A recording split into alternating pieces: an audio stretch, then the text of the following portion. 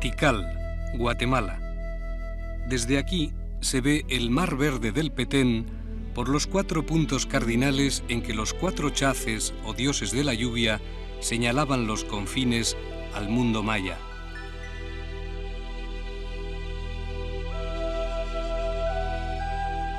Desde estos templos, los mayas pensaban que el tiempo es un ciclo, por ejemplo, una rueda de 52 años en que los mismos días acaban repitiéndose con sus mismas incidencias y designios. En cambio, hoy se piensa, como Stephen Hawking, que el tiempo es también una flecha psicológica, la cual es la dirección del tiempo en que pensamos, o la dirección en la que sentimos que el tiempo pasa. Por eso recordamos el pasado, pero no podemos recordar el futuro. Oración de relativo.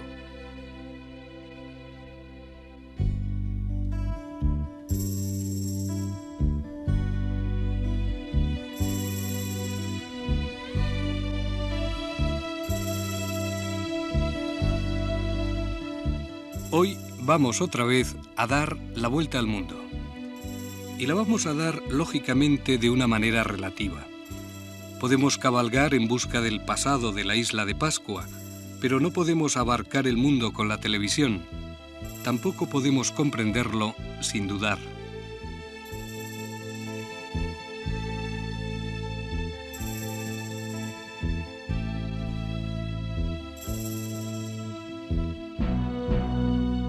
Hasta los científicos más verosímiles, como el físico Stephen Hawking, se han quedado paralizados en un punto.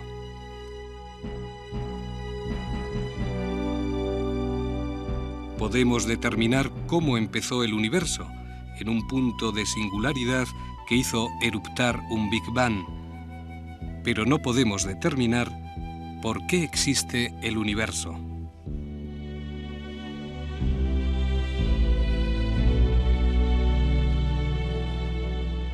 Y si no podemos responder por qué existe el universo, ¿por qué habríamos de tener una sola fe, una sola cultura, una sola visión del hombre? En una procesión española de Semana Santa o en un rito de la isla de Pascua, la oración se hace relativa.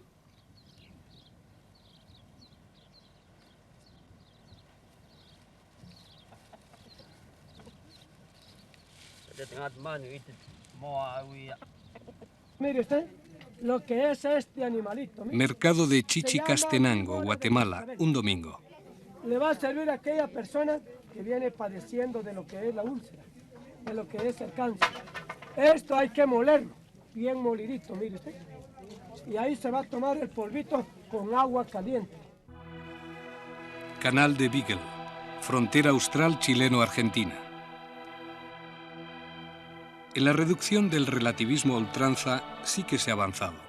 También en nuestro planeta ciertos agujeros negros de incomprensión se empiezan a convertir en grises. Hasta los agujeros negros del espacio, los que se creía que absorbían toda la energía que les llegaba sin dejar salir nada, parece que sí que emiten una determinada radiación. Y por eso, hoy, ya más que negros, son grises. Ni blanco ni negro en las estrellas, ni en las culturas. Los destellos de la relatividad nos van a iluminar a lo largo del camino. Y también el pensamiento y la mirada distante de una mente lúcida. Claude Lévi-Strauss o El nuevo festín de Esopo. Así titulaba Octavio Paz un libro dedicado a explorar la obra de uno de los mayores antropólogos de nuestro tiempo. Descendiente de Montaigne y de Rousseau, de Sahagún y de Las Casas, como ha escrito Octavio Paz, Lévi-Strauss sigue actuando en el campo de la antropología desde una perspectiva del estructuralismo, por supuesto, pero también del relativismo cultural, si bien relativo. Ha escrito respetar a los otros y cambiar a los suyos, comprender lo extraño y criticar lo propio.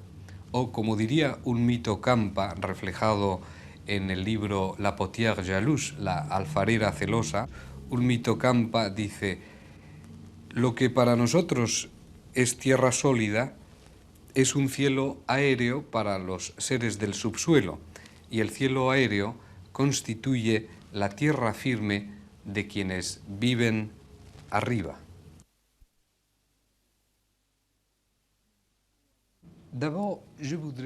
¿A quién o a qué podemos llamar hombre?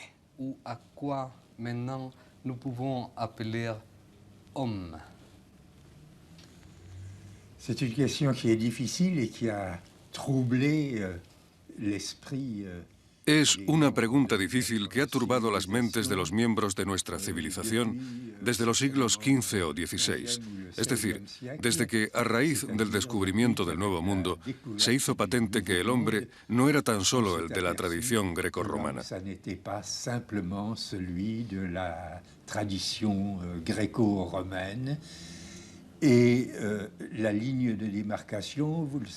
La línea de demarcación fue muy difícil de establecer, ya que los primeros colonizadores de América trataron precisamente de excluir a los indígenas de la especie humana, mientras que la Iglesia, cuya preocupación esencial consistía en salvar almas, había luchado por el contrario para que se reconociera la calidad humana de aquellos hombres.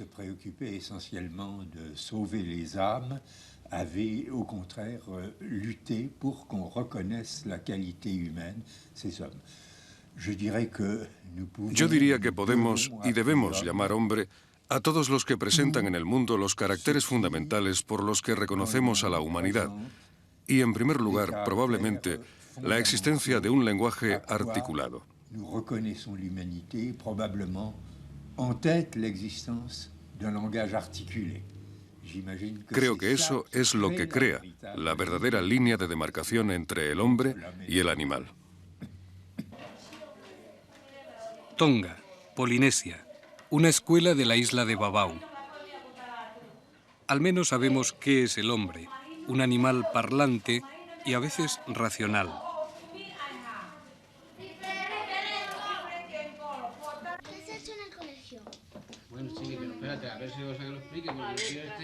España, Madrid, los jueves cocido. Pero como todo casi es relativo, no faltan quienes critican, como Alain Finkielkraut, no solo el conformismo posmoderno del todo vale, un pensamiento débil, sino que incluso Lévi-Strauss ha hecho un flaco favor a Europa y a la democracia con su teoría del relativismo cultural, porque no siempre es fácil meter en una misma olla la noción de progreso y el relativismo cultural. ¿Quiere un poquito de casera?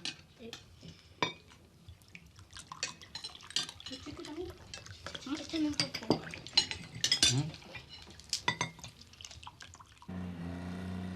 Argentina, Tierra del Fuego, aserradero de Tolwyn.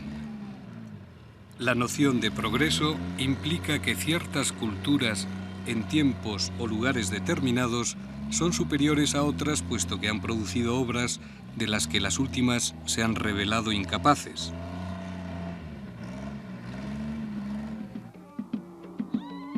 Sin embargo, el relativismo cultural, que es una de las bases de la reflexión antropológica, afirma que ningún criterio permite juzgar una cultura superior a otra en absoluto. Níger, tuaregs del desierto del Teneré. Le progrès, vous avez dit, vous avez écrit. Usted ha escrito que el progreso no ha servido aún para distribuir sus frutos de una forma justa y razonable. Entonces, ¿actualmente el progreso es un mal? Le progrès actuellement est un mal. Non, je ne dirais pas ça. No, yo no diría eso. No soy en absoluto un enemigo de mi propia civilización. Y si reconozco a esta un progreso y un nivel superior sobre otras, estos consisten ciertamente en haber desarrollado el pensamiento científico y el conocimiento científico. La pensée scientifique et la connaissance scientifique. Mais je ne crois pas qu'on puisse parler. Pero no creo que se pueda hablar de un progreso único que se aplicaría indistintamente a todas las ramas de la humanidad y que permitiría ordenarla en una especie de escala en las que unas estarían más avanzadas y otras más atrasadas. Creo que no hay que hablar del progreso con P mayúscula, sino de múltiples formas distintas de progreso con P minúscula. Y los progresos que una civilización determinada ha realizado en una dirección que otra civilización no ha conocido, siempre tenemos que preguntarnos si esta última no ha llevado a cabo, por su parte, otros progresos que nosotros no comprendemos en otras direcciones.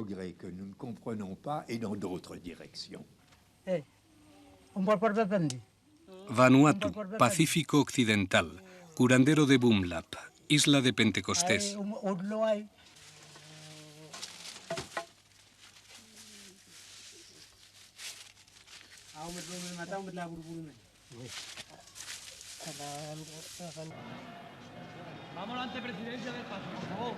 España, Semana Santa en Sevilla. No, ahora no, porque la van a levantar una mezquita y va a llegar hasta aquí nada más. Indonesia, Islas Célebes, funeral Toraya.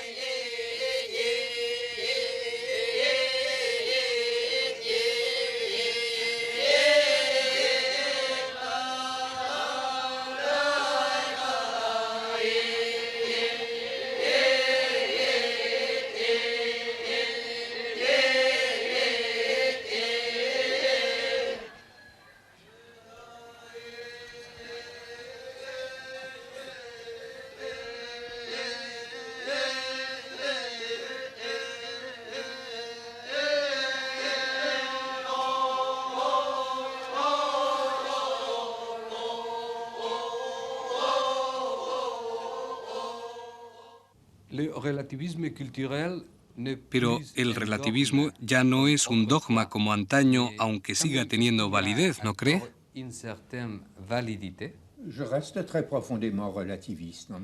Por mi parte, sigo siendo profundamente relativista.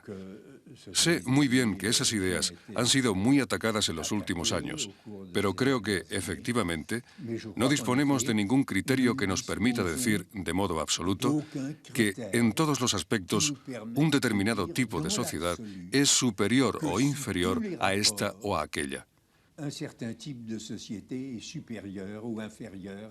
Naturalmente, como ya he dicho antes, en algunos aspectos, yo sería el primero en afirmar que nuestra sociedad tiene sobre todas las demás la superioridad del conocimiento científico. Pero es una superioridad local, por decirlo de algún modo, en un campo determinado, y que no incluye una superioridad absoluta, ya que otras sociedades, al haber optado por esquemas diferentes, pueden estar exentas de ciertos inconvenientes que nosotros padecemos.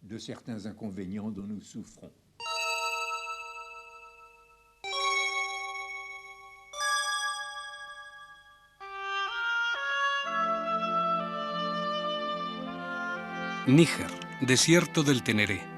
Vamos a ver cómo se bebe entre las dunas de arena.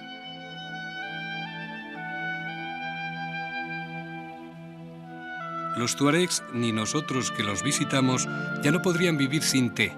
Lo chocante es que hasta el Teneré llegue el té verde chino en polvo.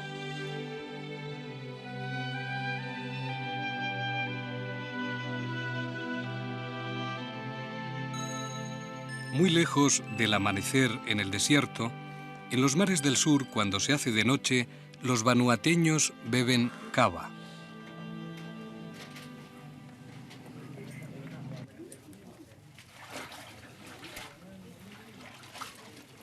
Vanuatu, Melanesia. En la isla de Fate, donde está la capital Port Vila, existen unas tabernas peculiares llamadas nakamal. Aquí se bebe el jugo ligeramente narcótico de la cava. Pero a este nakamal acuden incluso ministros del gobierno de Vanuatu.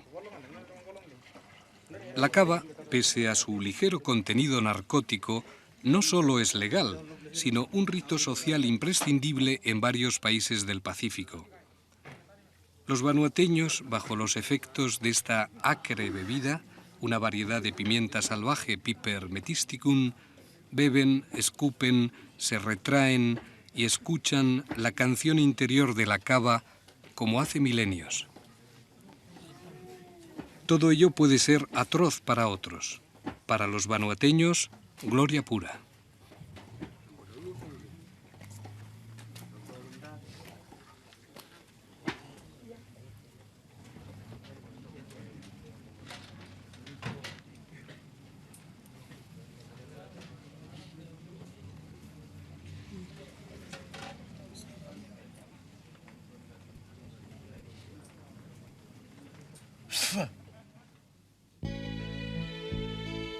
Pero los viejos bares de cava coexisten con los duty free de Port Vila, donde vive un cuarto de la población total de Vanuatu, con 120.000 habitantes.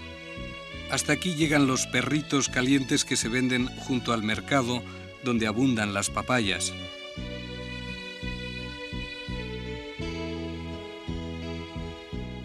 Port Vila, capital de Vanuatu, tiene de todo, hasta un pequeño parlamento. Y un ritmo plácido pese a la modernidad imperante.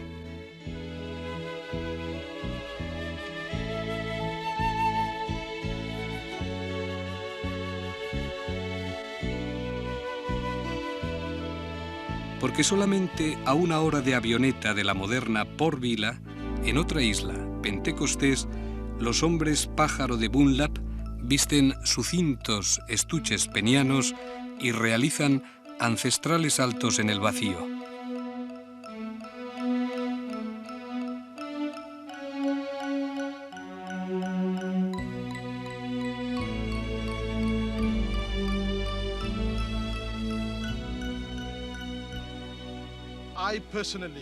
Pero resulta que el propio primer ministro de la República de Vanuatu es un pastor protestante, el honorable padre Walter Linney. Superviviente de varios golpes de Estado y de una hemiplegia, lleva adelante una política exterior independiente y una política interior llena de respeto por la custom, la costumbre melanesia. Yo puedo estar aquí en mi despacho de gobierno vestido así, pero cuando voy a mi aldea, para una matanza ceremonial de cerdos, un matrimonio o un funeral, yo me cambio mi traje por mi atuendo tradicional, el que lleva mi gente.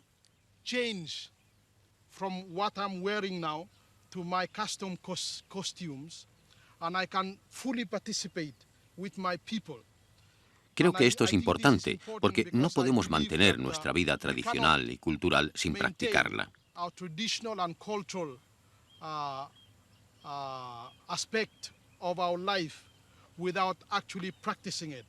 Y creo también que tengo que saber bailar y cantar mis canciones y contar mitos e historias a mis hijos en mi lengua. No puedo hacerlo en bislama o en inglés.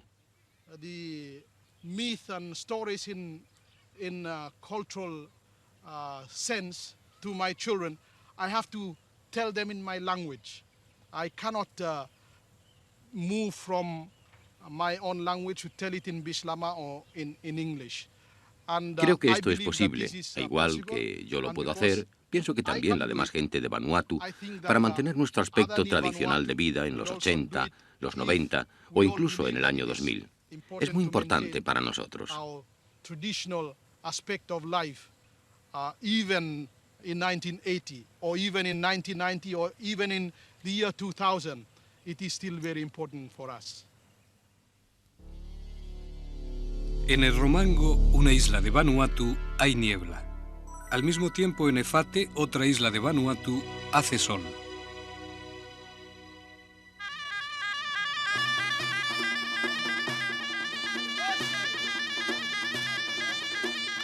Marruecos, Marrakech, Plaza Jemaa el Fana. Cómo no, los encantadores de serpientes. Pero en otras latitudes no las consideran tan repugnantes. Se las comen. Taipei, capital de la República China, Taiwán. Por la noche vienen a este mercado cubierto muchos chinos a escoger para la cena las más relucientes, las más sabrosas y, según ellos, las más afrodisíacas culebras.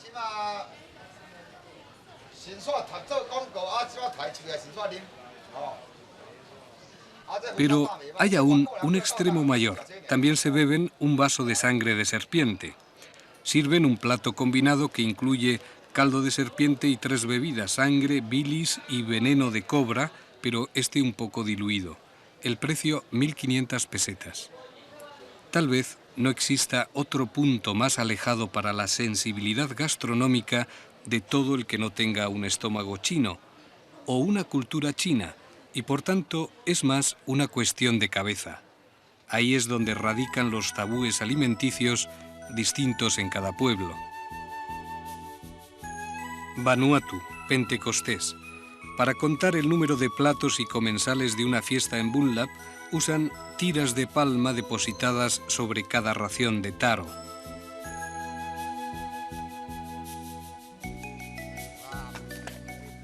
Marruecos, Almoro, jueves, día de zoco. Cuanto nos suele chocar de los otros no tiene una base natural de origen físico o de diversidad genética. Las conductas, los comportamientos distintos obedecen a técnicas corporales aprendidas socialmente.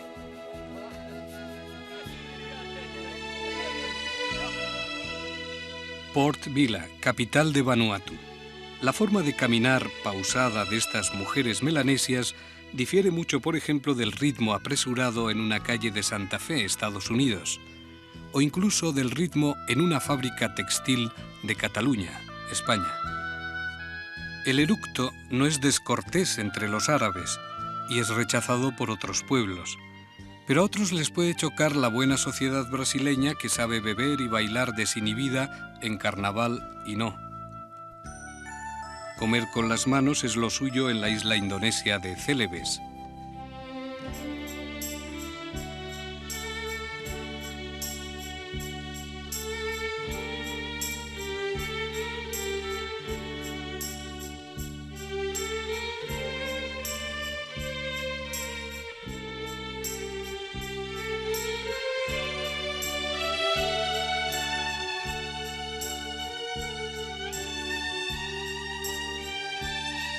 Y hasta en la Melanesia, los niños de Vanuatu comen cucuruchos de helado como en todas partes.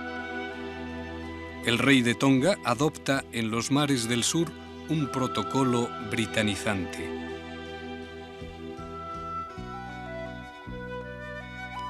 Pero los tongueños siguen vistiendo sus taovala o faldas. En Occidente solo llevan faldas las mujeres.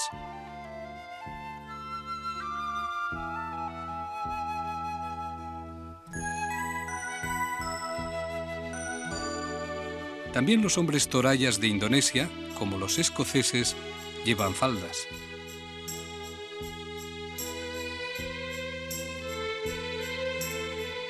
¿Por qué va a ser más elegante el pantalón occidental que la chilaba tuareg?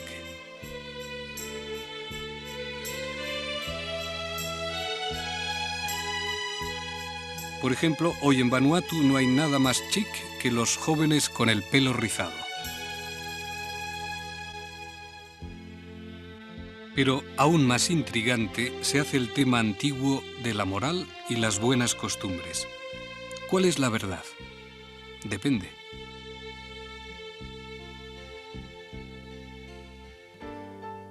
En 1930 fallecía en Vence, en el departamento de los Alpes Marítimos, en Francia, uno de los escritores más polémicos de este siglo, el inglés David Herbert Lawrence, autor de El amante de Lady Chatterley, pero también de La serpiente emplumada o de Mañanitas de México, entre otras muchas obras de su producción. Sus cenizas luego fueron traídas hasta un bosque perdido en la región de Taos, en Nuevo México, y en este santuario es donde reposan. No hay más cruz que este águila sobre su tumba. Pero Lawrence, pese a su fama de disolvente, fue un hombre de sólidos ensayos y principios.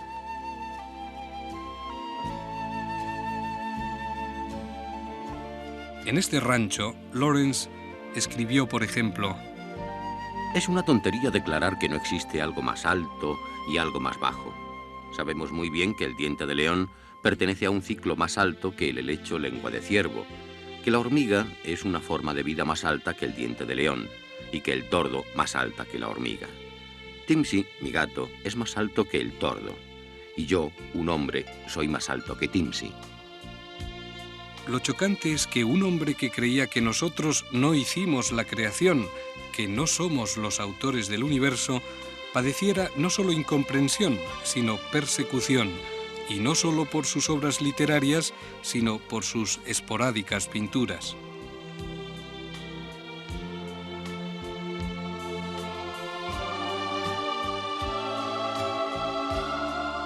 Estados Unidos, Taos, Nuevo México.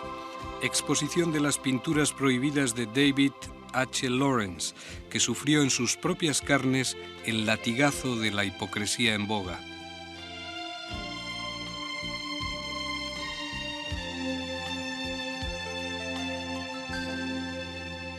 Aquí en mi hotel, la Fonda de Taos, tengo en mi colección 10 cuadros de D.H. Lawrence. Eso representa la mayor colección privada de esas pinturas, de ese tipo, vamos a decir, por ejemplo. Y son eróticas, familiares con los libros de Lawrence. Los cuadros fueron secuestrados por el Scotland Yard en 1929 en la Galería Warren. Los amenazaron que iban a quemarlos, pero al fin resuelto los retornaron a la condición que nunca van a volver a Inglaterra. Ahora será interesante saber para dónde el destino va a enviarlos. Saki Carabas, hostelero greco-americano, cree en el destino, otra creencia fuertemente relativa. Hace 50 años, estos cuadros eran un escándalo público. Hoy son una anécdota, porque no podemos recordar la moral de mañana.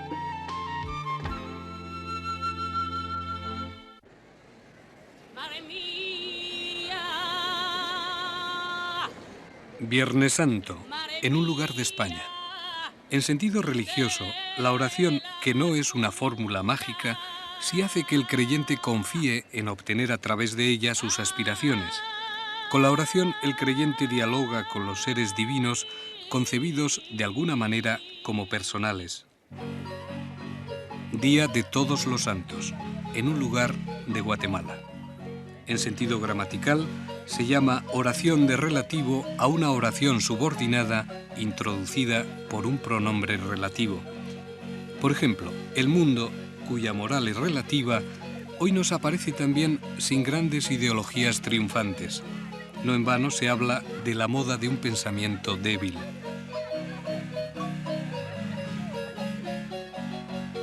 Pero el brillo de la fruslería cultural y subcultural imperante no debe oscurecer el prestigio de disciplinas como la antropología, pese a que algunos pensadores débiles piensen que ya se sabe todo de casi todo, por ejemplo, del viejo tema del hombre primitivo. ¿Cuál es el porvenir de la etnología? Nous entendons dire tous les jours que l'ethnologie. Estamos oyendo todos los días que la etnología es una ciencia condenada a desaparecer porque los pueblos exóticos o primitivos y pongo el término entre comillas, que estudiamos, tienden bien a desaparecer físicamente, bien a transformarse para ser asimilados a modelos occidentales. Creo que hay que ser muy prudentes al respecto. Eso mismo se decía ya a finales del siglo XVIII, cuando se constituyeron las primeras sociedades para el estudio del hombre. Entonces, ya se decía que, con el desarrollo de los viajes, con la difusión de la civilización, el tiempo está medido y hay que darse prisa. Y cuando en 1908, año de mi nacimiento, Fraser pronunció la lección inaugural de la primera cátedra en el mundo que se tituló de Antropología Social en la Universidad de Liverpool, este dijo lo mismo: solo nos quedan unos pocos años por delante. Pues bien, incluso hoy en día, con todas las transformaciones que se producen a un ritmo brutal, existen cientos de sociedades, no diré desconocidas, pero sobre las cuales aún tenemos mucho que aprender. Por consiguiente, la tarea de la etnología aún está lejos de agotarse. Usted lo sabe mejor que nadie, ya que sus viajes le llevan a conocer grupos de indígenas de América del Sur, de los que usted puede comprobar el enorme interés y la importancia del trabajo que aún se puede realizar. La richesse et l'importance du travail qui reste encore à accomplir.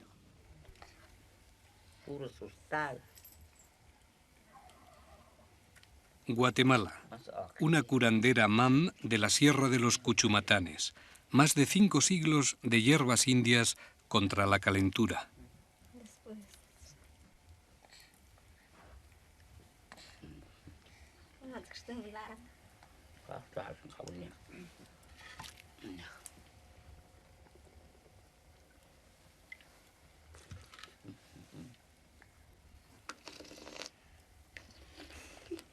En 1992 se cumple el 5º centenario del descubrimiento de América, o de la conquista de América, o del descubrimiento de Europa por parte de los indios. Ahí, desde luego, queda mucho terreno para entenderse.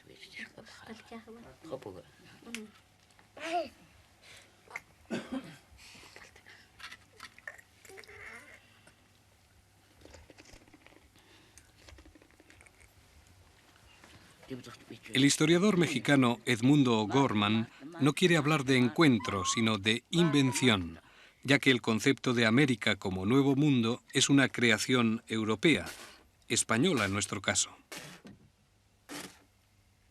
Esa idea de invención parece razonable. Los españoles inventamos América hace 500 años y 500 años más tarde solo nos queda el recurso de reinventarla. Y no es poco volver a conocer a los indios, los americanos originales, sin el peso de la cruz, la espada o el oro.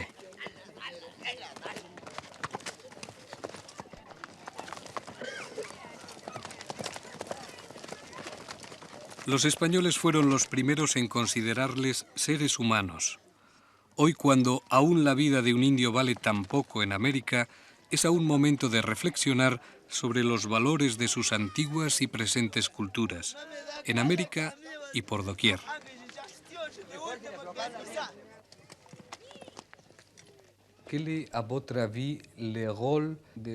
¿Cuál es, en su opinión, el papel del consumismo como una de las causas del genocidio antropológico de nuestro tiempo?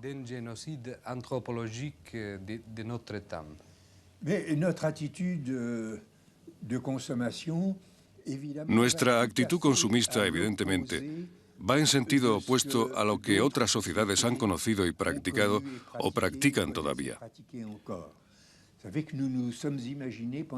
Durante mucho tiempo hemos creído que pueblos muy atrasados desde el punto de vista técnico y económico, que apenas practican la agricultura, que viven principalmente de la caza y de la recolección, estaban amenazados por el hombre y que todos sus problemas consistían en tratar de no morir de hambre.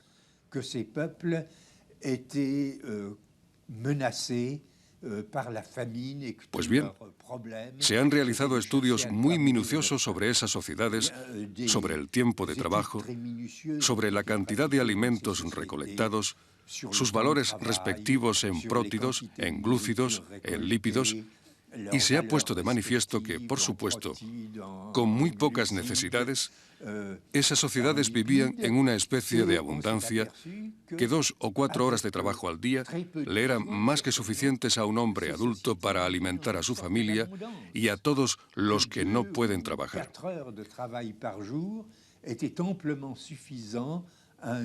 Así pues, nos encontramos aquí también ante una especie de opción. De ninguna manera podemos decir de modo absoluto que una fórmula es mejor que otra. Lo que sí es cierto es que, cuando se opta por una, se renuncia al mismo tiempo a ciertas ventajas y se aceptan ciertos inconvenientes.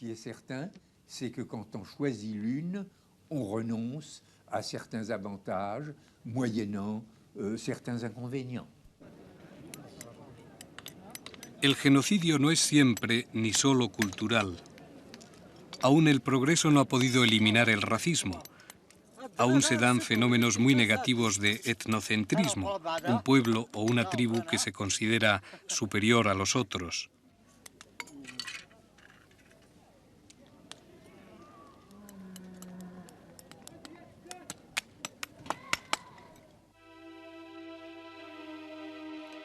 Pero lógicamente el peor prejuicio, el más vulgar y también el más arraigado, es el del racismo. No todos los blancos son iguales, pero aún menos iguales son los negros. Aunque hay otras muchas más gamas de color y clase en el racismo.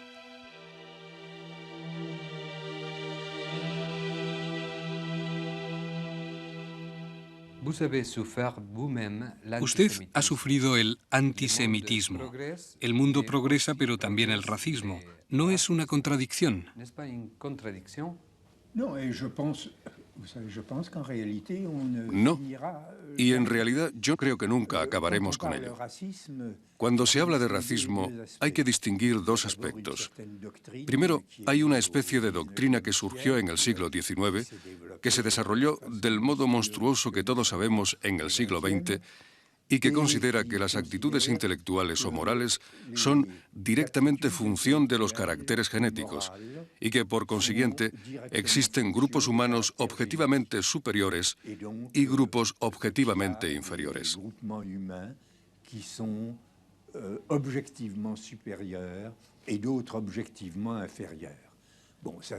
Esa es una idea no solo criminal, sino además errónea, y creo que todos los biólogos y todos los sociólogos están de acuerdo en condenarla.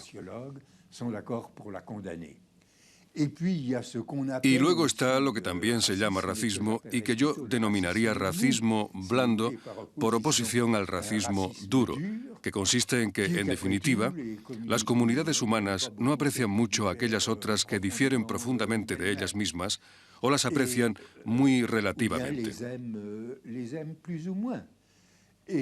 Yo creo que eso es casi inevitable y que tenemos que contar con que existirá siempre en las sociedades humanas. Lo único que se puede hacer es intentar que ello no conduzca a extremos en los que los grupos humanos traten de oprimirse o suprimirse unos a otros. Tel que les groupes humains essaieront ou de s'opprimer les uns les autres ou de se supprimer les uns les autres. Vanuatu, isla de Tanna. Los piojos no hacen distingos raciales. Si hay un racismo blando y un racismo duro, y si aún perdura en cualquier caso, son los llamados primitivos quienes suelen recibir el mayor prejuicio, porque ¿cómo se atreven los primitivos a existir en la era atómica? ¿Para qué nos sirven si no es para consumir la imagen gratificante de unos seres humanos que nos permiten pensar en la victoria aparente del progreso?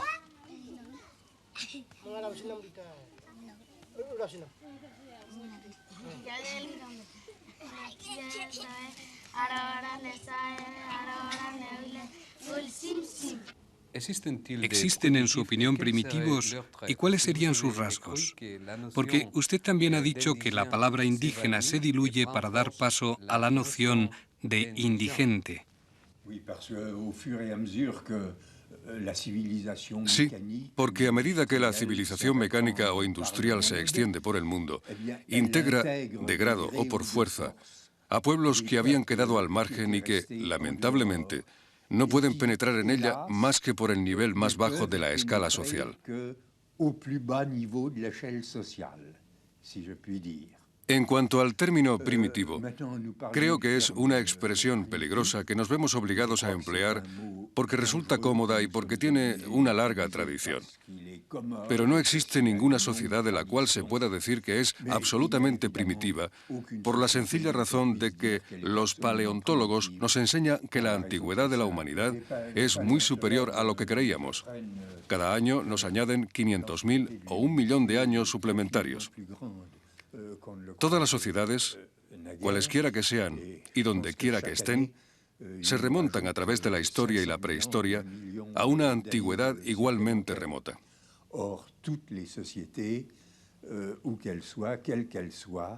Por consiguiente, no existen pueblos más primitivos que otros.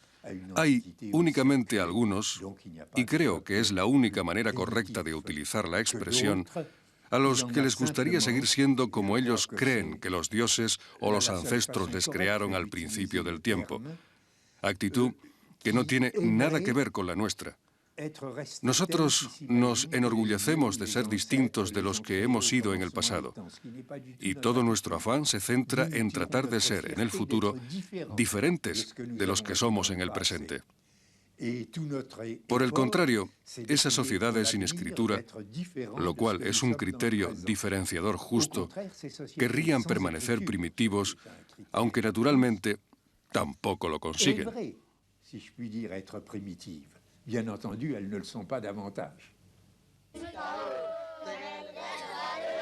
Vanuatu, isla de Pentecostés, juegos de manos en Bunlap. No es un juego de palabras decir que primitivos, entonces, se puede emplear relativamente. Casi solo a pueblos que son ágrafos, que carecen de escritura.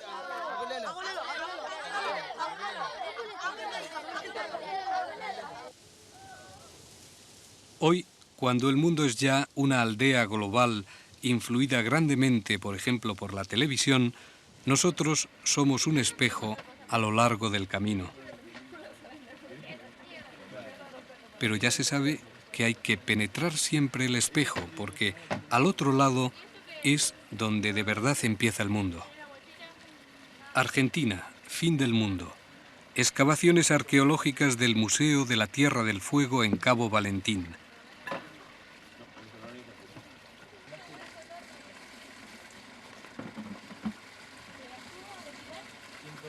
Aquí vivían indios yámanas y jaus antes de su genocidio. 113 por 53.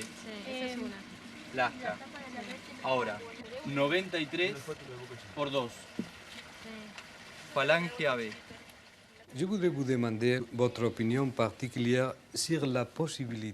Me gustaría que usted me diera su opinión sobre lo que estamos intentando, una televisión divulgativa etnográfica. Le pregunto esto porque personalmente creo que la televisión no produce una realidad, sino una telerrealidad. Y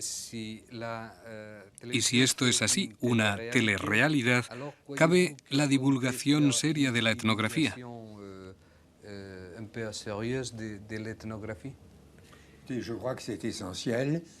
Sí. Creo que es esencial y le voy a dar un ejemplo si me lo permite. Imagínese que la televisión o el cine hubieran existido hace 2500 años y que nos encontráramos, por casualidad, una película que nos mostrara la vida cotidiana en Atenas o en Roma.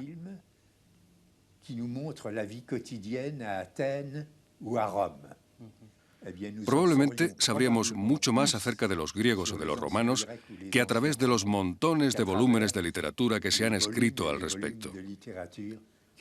Y como usted va a filmar poblaciones que espero no desaparezcan físicamente, pero cuyo modo de vida, en cualquier caso, se transformará radicalmente en los años venideros, recogerá usted testimonios de un valor inestimable. Pero al mismo tiempo existen problemas. No conozco sus emisiones, pero estoy seguro de que usted sabrá resolverlos. Et je suis sûr, je ne connais pas vos émissions, je suis sûr que vous allez les résoudre.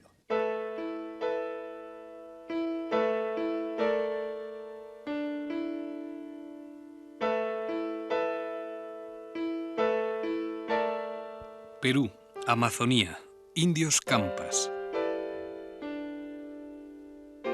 Nuestro enfoque sigue matizando el relativismo cultural y la crítica del etnocentrismo. No sin dosis de perplejidad cuando la tendencia que encontramos por esos mundos es que ciertos pueblos antiguamente colonizados parecen incluso dar la razón a la hipótesis etnocentrista occidental, porque parecen haber reconocido su inferioridad cultural y se han despojado a veces alegremente de sus raíces para uncirse al carro de lo que consideran progreso. Con todo, hasta en lo más intrincado de la selva puede haber una estructura, un sistema regido por un código que permite, si el antropólogo logra descifrarlo, su traducción a otro sistema. Es el método de Levi-Strauss quien ha aplicado el método estructural de la lingüística a la antropología. Lo mismo que los fonemas, los términos del parentesco son elementos de significación.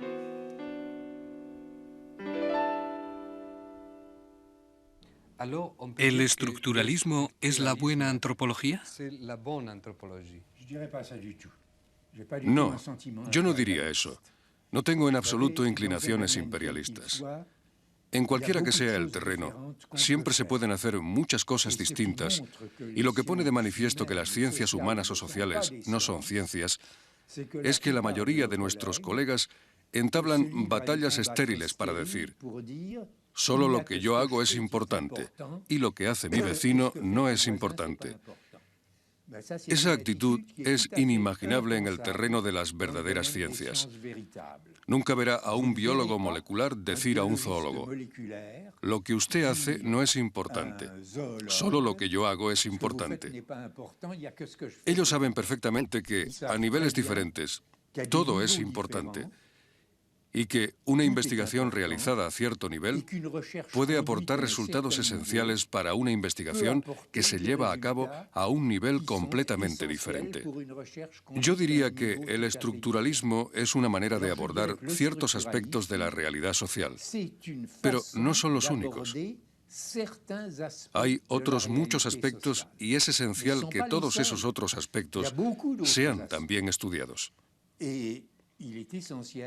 Yo diría que en la vida social hay pequeñas zonas de fenómenos que están bien estructuradas y que nosotros, los estructuralistas, examinamos con preferencia sobre otras, a los que dicen: no, no es eso lo que nos interesa. Lo que nos interesa precisamente son los aspectos que no están estructurados, que son mucho más fluidos. Bueno, pues, a mí me parece muy bien. Yo les digo: adelante, háganlo. Y estoy seguro de que descubriremos que en sus investigaciones habrá cosas que podrán servirnos a nosotros. Igual que suponemos que en las nuestras hay cosas que pueden servir a nuestros vecinos.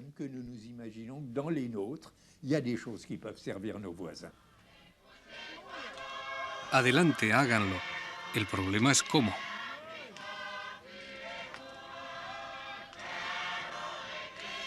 Vanuatu, Isla de Santo.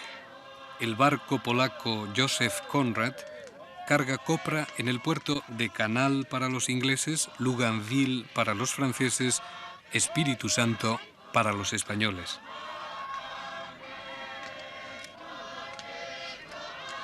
El pensamiento salvaje puede ser más fuerte que el pensamiento débil posmoderno, que sobre pretexto de negar la universalidad, en el fondo está elevando a universal lo que no es más que percepción del individuo.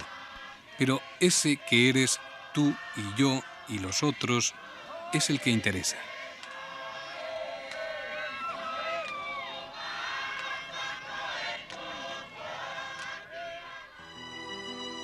Argentina. Glaciares del Canal de Beagle. Después de todo, ya lo decía Chesterton, desde que los hombres ya no creen en Dios, no es que ya no crean en nada, es que creen en todo.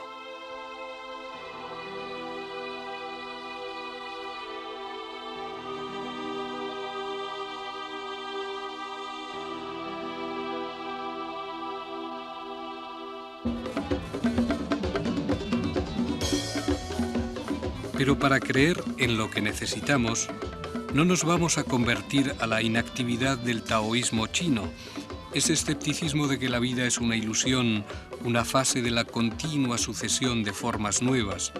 La vida es un carnaval, dirían en Bahía, Brasil. Es muy posible que en la vida todo sea relativo, pero hasta los más acérrimos taoístas tratan de observar al menos 3 virtudes principales: misericordia, sencillez y humildad.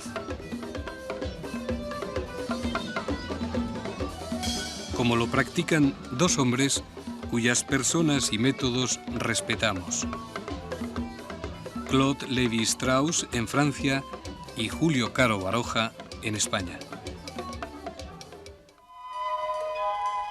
Don Julio Caro Baroja vive a menudo en Vera de Bidasoa, en el confín entre España y Francia, un lugar que simboliza muy bien su propio pensamiento fronterizo. La verdad, decía Pascal, está acá de los Pirineos, el error allá. Desde la casa de don Julio ya no se sabe bien dónde empieza un país y acaba otro, porque los confines verdaderamente importantes son los que aún dibuja el conocimiento. Hasta los agujeros negros se van convirtiendo en grises y mañana, a lo mejor, se aclaran.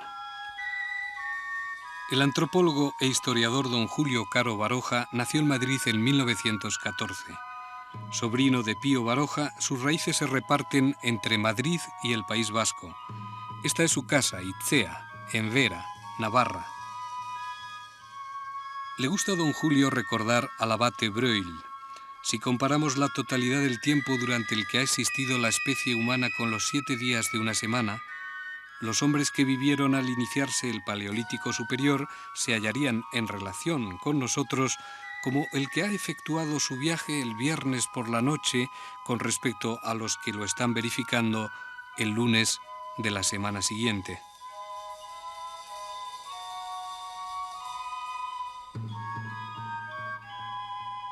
Para nosotros también va a haber ahora, al final de esta serie de capítulos, un viaje a la semana siguiente.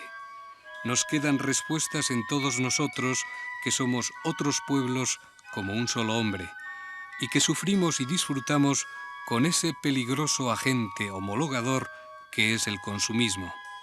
Yo creo que es evidente que cuando en una sociedad dada se introducen muchos elementos de carácter sobre todo económico, que no están creados por ella, sino que vienen por importación, pues automáticamente los rasgos culturales cambian. Y lo mejor que puede pasar es que cambien. Lo peor es que la sociedad se quede destruida, como ha pasado en algunos países de las tierras del Pacífico, que por ejemplo la introducción de los elementos de la cultura y de la economía de los pueblos anglosajones ha terminado con ellos. Con el alcohol, con otros elementos, se puede terminar con un país. Y desde luego hoy estamos viendo que los elementos de la técnica moderna pues destruyen esas características particulares que podían encontrarse todavía hace poco en las distintas partes de España o de otro país cualquiera de Europa.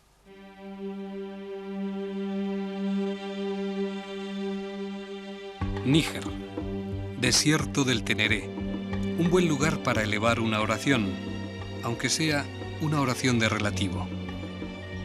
Los tuaregs tampoco descubrieron nunca que la energía es igual a la masa por la velocidad al cuadrado, pero saben otras cosas importantes. cómo sobrevivir con apenas nada y, a su modo, conocen cómo se dilata el tiempo y que el espacio del desierto es, relativamente, un espejismo.